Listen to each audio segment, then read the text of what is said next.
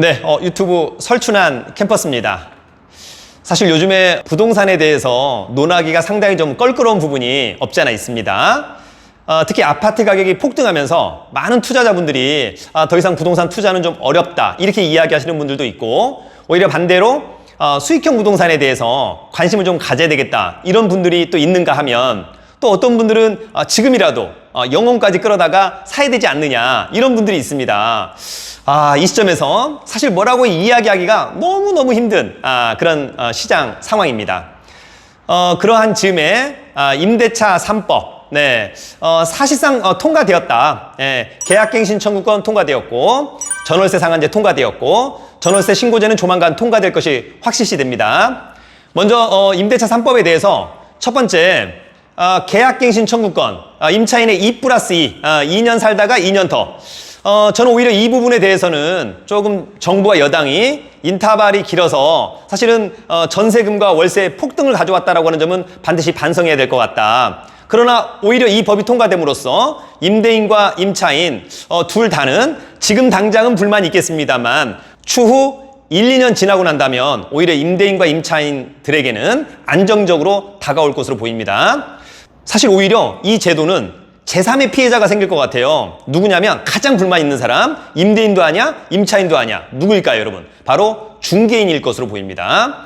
사실 중개업자들은 임대차 계약 기간 2년 끝날 때쯤에서 임대인한테 전화해요, 여러분. 그죠? 예. 저도 전화를 받아봤고, 이제 전세금을 좀 올려야 되지 않느냐, 월세를 좀 올려야 되지 않느냐, 그래서 계약을 해지시키고 어찌 보면 또 중개 수수료를 받아야만 하는. 그러나 2+2가 된다면 사실 중개인들의 수익에 직격탄을 날릴 것으로 보입니다. 더불어서 중개인, 이사심센터 이런 어떤 부가적인 업종들이 상당히 타격을 입을 것으로 봅니다.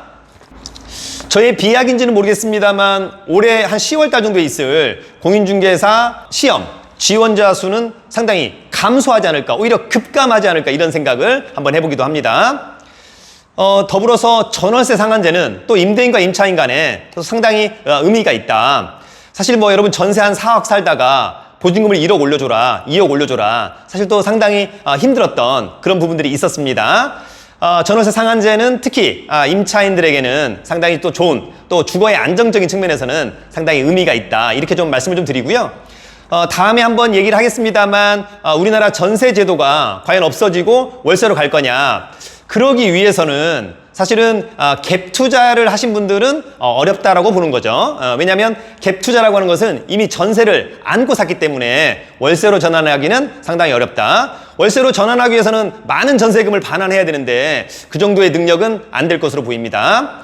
오히려 대출을 풀로 받아서 집을 샀던 사람들은 오히려 전세보다는 월세를 더 선호할 것으로 보이고, 사실 전세를 주는 이유는, 가장 큰 이유는 앞으로 1년 또는 3년 이후에 이 아파트 가격에 대한 상승에 대한 기대감이 있습니다. 그런데 앞으로 2, 3년 후에 아파트 가격은 어떨까? 오히려 떨어질 수 있다면 사실 전세를 놓는 임대인들은 상당히 수익이 마이너스가 될 것이다 라고 하는 점도 여러분들 꼭 기억을 해두시면 좋을 것 같습니다.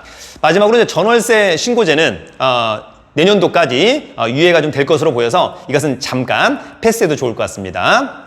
자, 더불어서 여러분 오늘 부동산 3법이 또 통과됐습니다. 오늘 얘기하는 부동산 3법. 첫 번째는 종부세. 자, 종부세 이번에 다주택자에 대한 종부세율을 최고 6%까지 올리겠다라고 하는 부분 통과가 됐고요. 두 번째는 소득세법. 양도세 최고 소율을 70%까지 올린다. 물론 이제 이것은 내년도 6월까지 유예가 됐습니다만, 마지막으로 세 번째, 여러분 법인세법. 법인이 주택을 양도하고 양도 차익이 생긴다라고 한다면 법인세에다가 플러스 추가 과세를 20% 하겠다라고 하는 점도 통과되었습니다. 사실 이제 법인의 주택에 대한 투자는 사실상 끝났다, 이렇게 보는 것이 좀 합리적이지 않을까 이런 생각이 듭니다. 끝으로 오늘 홍남기 부총리를 중심으로 해서 서울권역 주택공급 확대 방안에 대한 공급대책이 언급됐습니다. 서울권역 등 택지개발, 그 다음에 재개발 재건축 고밀도 개발해서 약 26만 호를 공급하겠다. 수치로만 놓고 본다면 상당히 의미가 있습니다. 역대급이다. 그러나 과연 이런 것들이 얼마만큼 순탄하게 진행될 수 있을까라고 하는 점을 여러분들이 꼭 한번 고민해 보시면 좋을 것 같고요. 저는 오히려 이번 정부가 아파트 가격을 잡기는 좀 곤란하지 않을까라고 생각하고요. 그러나 중요한 것은 오히려 문재인 정부가 끝나는 그 다음 해부터가 오히려 이러한 수요 억제책, 공급 확대 방안이 작동을 해서 오히려 아파트의 가격을 떨어뜨리지 않을까, 이렇게 한번 또 생각해 보는 건데, 이것은 저만의 생각일까, 이렇게 한번 생각을 한번 해봅니다. 자, 여러분, 어쨌거나 임대차 3법 사실상 통과되었다. 부동산 3법 통과되었고, 공급 확대 정책, 자, 이런 것들이 작동을 어떻게 하는지를 꼭 여러분 유의 깊게 한번 보시고 공부하시고, 이러한 즈음에 나는 어떻게 투자에 대한 포지셔닝을 가질 것인가 라고 하는 점을 상당히 좀 고민을 한번 해야 될 것 같고요.